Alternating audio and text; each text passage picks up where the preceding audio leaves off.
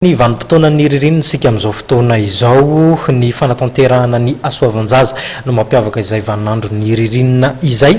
Ny karakara hetsika lehibe fanatanterahana didipoitra faobe ary ny fikambanana fankatiavana Madagasikara Chine hetsika izay no tanterahana tetsy amin'ny EPP Ampasanimalo. Mikendra trano ny anampy ny mpiarabelona ny fikambanana fifankatiavana Madagasikara Chine izay nisy teto amintsika efa 30 taona lasa zay. Tafiditra anatin'izany ny didipoitra faobe izay nitanterahana teto amin'ny EPP Ampasanimalo.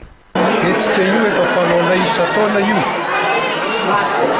mba hanamaivalana ny fahasairana ny olona amin'izao fotoana izao satria raha afaka malala raha ohatra ka fianakaviana iray no mikarakara azy maromaro ihany ny vola tsy maintsy efaina amin'io ka ity hetsika ity dia araka voalavako teo dia efa fanaonay isa-taona mihitsy ary dia tamin'ity indray mandeha tia dia tetisiady amin'ny fidilay ary dia isarana manokana io zany talerin'ny EPP ny Ampasanimalo natokana maimaimpoana ity toerana ity 70 misoratra anarana fa 20 izy tonga ao.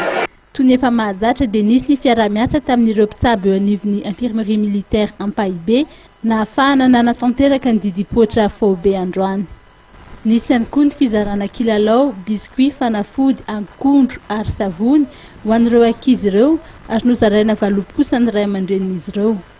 Tsara homariana fa nilatsakembo klipy kambana izay ahitana teratany malagasy sy sinoa ary ny fanampiana avy amin'ny masivon'ny Chine no ahafahany ity fikambanana ity manatanteraka ny asa sosialy samihafa tahaka izao.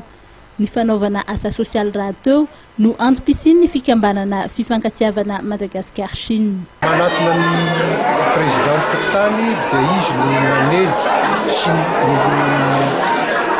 miantso an'ireo ankizy ireo tsy mifatena n'izy ireo fa dia antsona izay tonga io dia andraisina fotoana.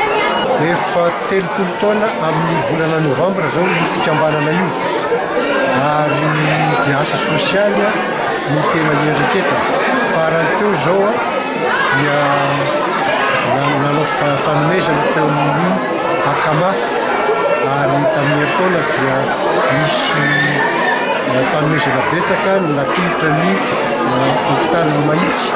Any amin'ny zato any moa amin'izao ny mpikambana ao anatin'ny association Amitié Madagasikara Chine.